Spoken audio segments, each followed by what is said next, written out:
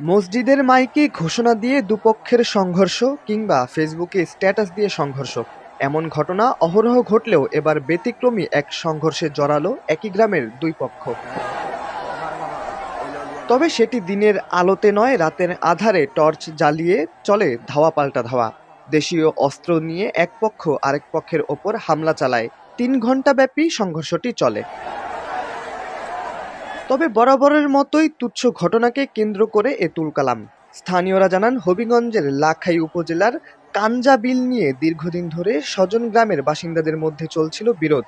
এরই জেরে বুধবার সন্ধ্যায় দুপক্ষের লোকজন তর্কে জড়ান। এক পর্যায়ে শুরু হয় ধাওয়া পাল্টা ধাওয়া। রাতের আঁধারে টর্চ জ্বালিয়ে একে অপরের ওপর হামলা চালান।